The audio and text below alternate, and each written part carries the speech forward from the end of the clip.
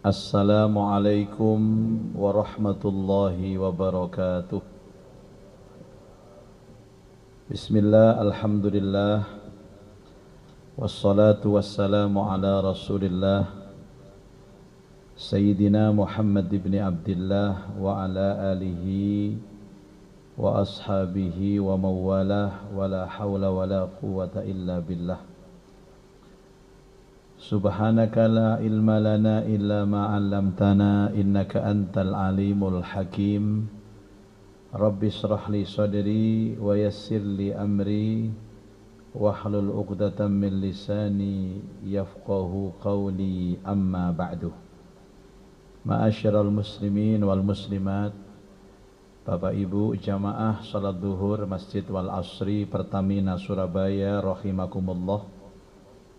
Pertama-tama marilah kita berdoa, mudah-mudahan sholat kita diterima oleh Allah, dapat menghapus dosa-dosa kita, dan dapat membuka pintu berkah dan rahmat Allah dalam hidup kita. Mudah-mudahan berkah sholat berjamaah ini kita semua diberikan sehat walafiat. Yang punya urusan semoga dimudahkan urusannya, yang punya hajat semoga dikabulkan hajatnya, tambah umur, tambah istiqomah ibadahnya, dan kapanpun nanti kita menghadap kepada Allah benar-benar membawa husnul khatimah. Al-Fatihah. A'udzubillahi minasyaitonir rajim. Bismillahirrahmanirrahim. Alhamdulillah rabbil alamin arrahmanir rahim maliki yaumiddin. Iyyaka na'budu wa iyyaka nasta'in. Ihdinas shiratal mustaqim, shiratal ladzina an'amta 'alaihim ghairil maghdubi 'alaihim waladdallin. Amin. Para jamaah, kita akan melanjutkan kajian kitab zikir-zikir Rasulullah atau kitab Al-Adhkar An-Nawawi, masih dalam tema kesunahan membaca surah-surah setelah membaca Al-Fatihah. Kita akan membaca makalahnya. Bismillahirrahmanirrahim. Wa fi sahihi muslimin, di dalam sahih Muslim, anna Rasulullah sallallahu alaihi wasallam, sesungguhnya Rasulullah sallallahu alaihi wasallam yaqra'u fi rak'atai sunnatal maghribi, selalu membaca di sunnah maghrib. Sunnah maghrib ini artinya sunnah setelah maghrib, karena sebelum maghrib ini enggak sunnah, Pak. Sebagaimana sudah kita jelaskan di beberapa hadis bahwa man shalla isna asyara rak'atan nafilatan ghaira faridatin banallahu lahu baitan fil jannah au kama qala. Barang siapa yang salat sunnah 12 rakaat, maka Allah akan membangunkan istana di surga. Yang dimaksud 12 rakaat itu 2 rakaat sebelum subuh, 4 rakaat sebelum zuhur 6, 2 rakaat setelah zuhur 8, 2 rakaat setelah maghrib 10, dan 2 rakaat setelah isya. Total berapa? 12. Ini sholat yang muakkadah, yang sangat dianjurkan dan jangan sampai ditinggal, Pak. Kepingin gak rumah di surga? Kepingin, wong omah sampean cewilik nang donya ngono, sumpek omahe. Nah, karenanya ketika Rasulullah berbicara bahwa Rasulullah membiasakan diri sholat sunnah maghrib, itu artinya sholat sunnah setelah maghrib. Apa yang dibaca Rasulullah? Wa rak'atai tawaf, 2 rakaat setelah tawaf. Panjenengan kalau umrah Bapak Ibu, ya, berikhram kemudian tawaf keliling Ka'bah 7 putaran. Setelah itu apa yang dilakukan? Salat sunnah tawaf namanya, Pak. Jadi salat ba'diyah maghrib, salat sunnah tawaf, wal istikharati, dan salat istikharah. Ini juga pernah saya ajarkan, salat untuk memilih antara dua hal. Sunnahnya apa setelah baca Fatihah? Wa fil ula, di rakaat yang pertama, yaqra'u, Rasulullah membaca qul ya ayyuhal kafirun, selalu membaca qul ya ayyuhal kafirun. Wa fis saniyati, di rakaat yang kedua, qul huwallahu ahad. Saya kira jamaah wal asri ini sudah mengamalkan ini Pak ya. Pak dia maghrib apa? Qul ya ayyuhal kafirun setelah Fatihah di rakaat yang pertama, dan qul huwallahu ahad setelah Fatihah di rakaat yang kedua. Sampun ngamalaken nggih? Tawaf dan istikharah. Ternyata tidak hanya mengamalkan Pak, memang apalan ikut tok anjene. Yang maca surat liyane lho gak apal. Tapi memang sunnah Pak. Ini berkali-kali saya sampaikan, jangan meremehkan qul ya ayyuhal kafirun dan qul huwallahu ahad. Kalau saya menukil beberapa ulama mengatakan, baca qul ya ayyuhal kafirun itu membersihkan kerak-kerak syirik dan nifak. Jadi hati kita ini mungkin ada kesyirikan, ada sifat munafik Pak, dibersihkan. Setelah bersih, baru dibacakan qul huwallahu ahad yang fungsinya adalah mengisi kembali atau menguatkan kembali. Jadi manah niki diresi-isi seret resi terus dileboni manah sing apik. Kamar mandi itu kalau kita mau kuras airnya Pak, belum kita bersihkan, kita masukkan air yang baru, tapi masih banyak kotoran-kotoran, ya airnya akhirnya kotor. Caranya bagaimana? Kamar mandi dibersihkan sampai bersih, setelah bersih baru dimasuki air bersih. Itu namanya kuliah sama kulhu. Bahkan Rasulullah SAW dalam sabdanya yang sahih mengatakan, barang siapa yang membaca qul ya ayyuhal kafirun sampai tuntas, sampai lakum dinukum waliyadin, qabla manamiha, sebelum tidurnya, maka Allah akan membersihkan hatinya dari sifat syirik dan munafik.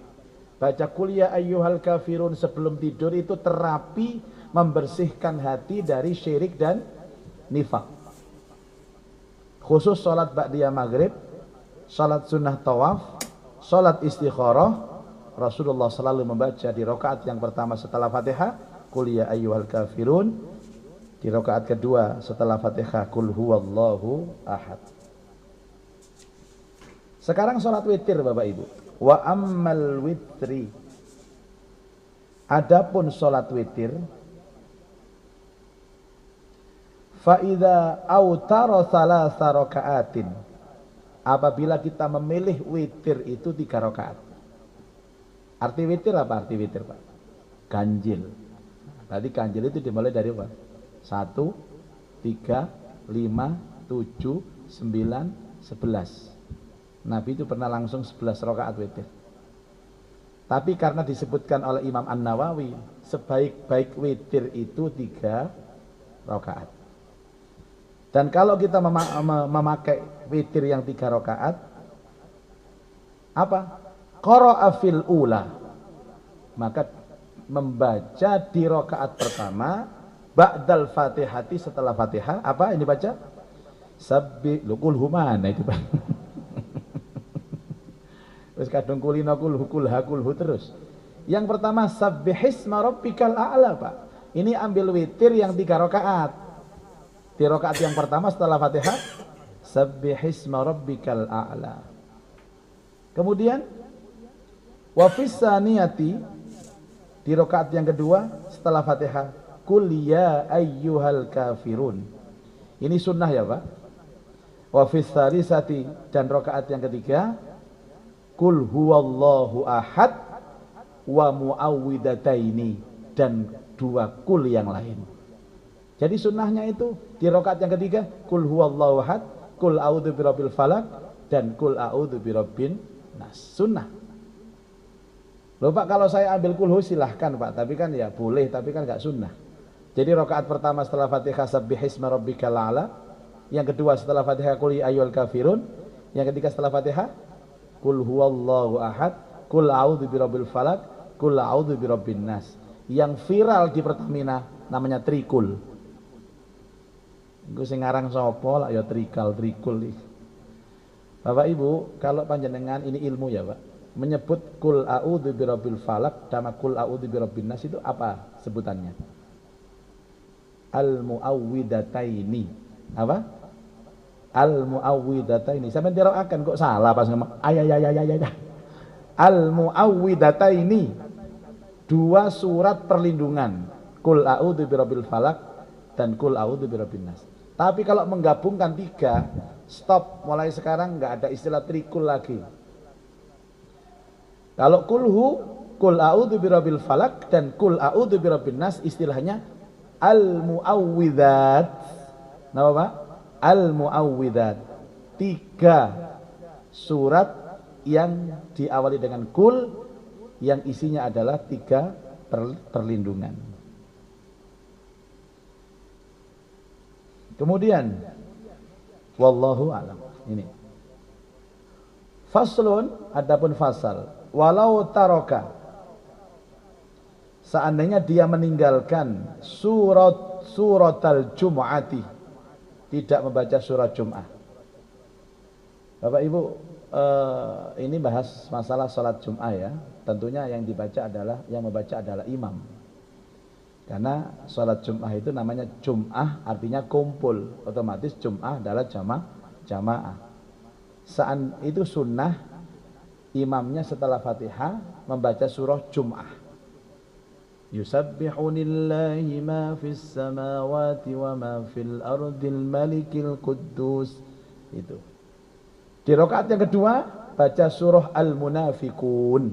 Urutannya. Idza ja'akal munafiquna qalu nashhadu innaka la rasulullah. Tapi sangat jarang sekali imam Jumat itu membaca surah Jum'ah sama Al-Munafiqun, Pak. Ya siji dawa, loro ya gak apal. Terus ada solusi. Bagaimana kira-kira kalau ada imam Jum'ah yang tidak membaca surah Al-Jum'ah dan surat Al-Munafiqun? Maka digantikan dengan apa? Seperti sholat id, sholat istisqa, sholat witir, sholat fajr, semuanya. Wa qara'a fil ula sabbihisma rabbikal a'la. Wasaniya hal ataka hadithul ghasyiyah. Ternyata sih kedawan Pak, sabbihis kedawan, hal ataka kedawan. Ya apa? Ya balik mana kuliah mbek kuluhu wis. Angel ini. Bapak Ibu, ini adalah kesunahan. Sebenarnya kita ini kan terus ditanya, Pak, kamu cinta nggak sama Nabi? Cintalah. Buktinya apa? Hal yang terkecil pun saya mengikuti Rasulullah Sallallahu Alaihi Wasallam. Bapak Ibu, mohon maaf, kadang-kadang kita itu selalu menisbatkan sunnah itu kepada hal yang physically, Pak. Physically. Ya nggak apa-apa, silahkan ada physically. Tapi ada juga yang amali. Seperti ini, Pak. Ini kan sunnah semua. Jadi ada orang itu kesunahan dalam pakaiannya saja, dalam perform wajahnya saja, fisiknya saja. Padahal Nabi tidak pernah mencontohkan fisik apapun. Ini kan sunnah juga. Kalau panjenengan di hari Jumat menjadi imam, membaca surah Al-Jum'ah, yang kedua surah Al-Munafiqun, itu telah menghidupkan sunnah. Jika tidak bisa, maka di rakaat pertama sabbihisma rabbikal a'la. Yang kedua, hal ataka hadithul ghasyiyah. Itu juga menghidupkan sunnah. Panjenengan datang ke masjid duhur ini, Pak. Sebelum iqamah masih ada waktu 5 menit, masih cukuplah 4 rakaat. Saya perkirakan 2 rakaat itu 1 rakaatnya 1 menit. 4 menit cukuplah, Pak. 4 rakaat 2 salam sebelum duhur itu juga menghidupkan sunnah. Banyak di antara kita ini yang memang secara perform, secara baju, secara kelihatannya enggak sunnah, tapi perilakunya, Pak, sunnah terus. Ini bukti bahwa kita cinta ke Rasulullah Sallallahu Alaihi Wasallam. Jadi apa? Syarat menjadi cinta kepada Rasulullah itu apa? Menyebut namanya dengan bersalawat kepada Rasulullah. Terus yang kedua adalah ihya'us sunnah, apa? Menghidupkan sunnahnya dari yang terkecil. Dan yang terkecil yang paling enak itu, Pak, ya sholat itu. Sholat. Sekarang misalkan begini, kata Rasulullah Sallallahu Alaihi Wasallam, biarkan jenggotmu terurai. Rapikan kumismu. Ini kan menunjukkan kesunahan dalam bentuk physically. Tapi kan nggak semua di antara kita umat Nabi itu yang punya bibit jenggot, Pak. Saya masih lumayan loh, Pak, ada sedikit-sedikit. Ini ada sahabat saya ini cuma 3. Sing toko lho, telung gelintir tok. Lho Mas, sunnah Mas. Wis meneng opo gak usah ngomong koyo ngono. Wong telu ae kok. Akhirnya dieman-eman sing telu niku, Pak. Dilus-lus. Merotol siji karek loro. Maksud saya bukan hanya itu gitu loh, Pak. Tahajud itu sunnah, qobliyah zuhur itu sunnah, ba'diyah zuhur itu sunnah. Membaca tadi kuliah ayat itu sunnah. Banyak kesunahan Rasulullah itu. Jadi jangan stagnan dengan satu aktivitas, satu urusan. Banyak. Apalagi yang saya benci itu kan kemarin itu ada jamaah telepon, Pak Yai, saya mohon doa restu Pak Yai. Loh apa Mas Amen? Mau nikah lagi Pak Yai. Pertanyaan ketika dia lapor ke saya begitu, saya tanya, loh bojomu wis mati ta? Dereng Yai, sik urip nang omah tambah lemu tambah sehat ya bojoku. Lah lha kok rabi maneh bojomu sik urip?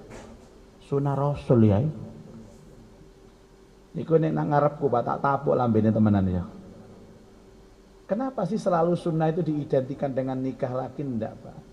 Kalau nikah lagi namanya khususiyah. Kalau boleh sunnah, perilaku sunnah loh ya. Rasulullah tidak pernah menikah dengan perempuan lain saat menikah dengan istri yang pertama Khadijah. Baru menikah lagi ketika ibu Khadijah wafat, nikah lagi. Mas, ngono iku gak sunnah. Lah sunnah ya napa Ustaz? Sunnahnya itu entenono bojomu mati dhisik. Rabi yo. Lho ngono sik takon ae. Matine kapan Ustaz? Ya gak ero matine takon aku ngono itu. Bahkan Rasulullah ada kesunahan yang kedua. Setelah wafatnya Ibunda Khadijah, menikah lagi dengan seorang perempuan, janda, usia 70 tahun, Pak. Namanya Sauda. Sauda itu bahasa Arabnya. Hitam. Rondo, ireng, tua. Sunnah yang kedua. Siji, enteni bojone mati dhisik. Terus rabi maneh. Sing dirabi rondo, tua, ireng. Halo. Gimana dilakukan sunnah itu? Sunnah itu pun dengan ilmu, bukan dengan taklid. Makanya saya sekarang, kenapa kita ngaji Al-Adhkar ini Pak? Karena isinya ini khusus zikir Rasulullah. Orang sekarang berzikir itu Pak, ditanya, ini zikir ajaran siapa? Ngarang sendiri Pak. Mas, aku ingin oleh ijazah Mas, maca sholawat ping 1 juta.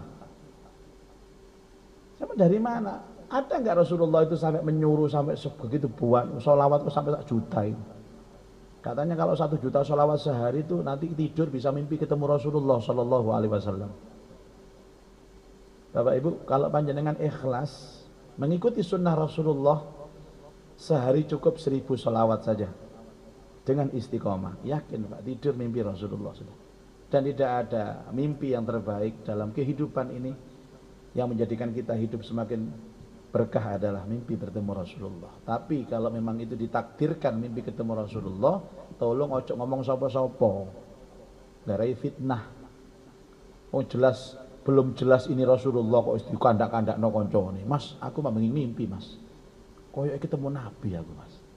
Jari koncone, ya apa modelnya Nabi? Wong wis tuwek Mas. Gundul. Jenggote dawa putih pisan. Ya Allah, Anda memfitnah Nabi. Itu bukan Nabi, jadi koncone sapa? Anggur cap orang tua.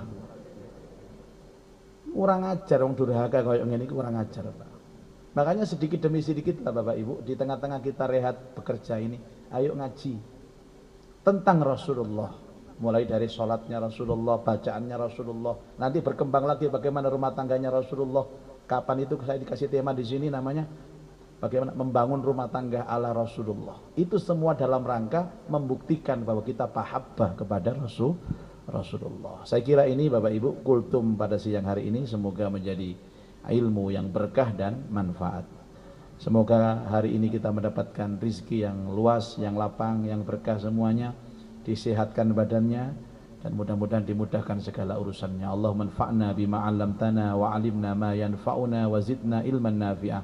Allahumma rzuqna fahman nabiyyin wa hifdzal mursalin wa ilhamal malaikatil muqarrabin. Rabbana atina fid dunya hasanah wa fil akhirati hasanah wa qina adzabannar. Wa sallallahu ala sayyidina Muhammad wa alihi wa sahbihi ajma'in. Walhamdulillahi rabbil alamin. Subhanakallahumma wa bihamdika asyhadu an la ilaha illa anta astaghfiruka wa atubu ilaik. Assalamualaikum warahmatullahi wabarakatuh.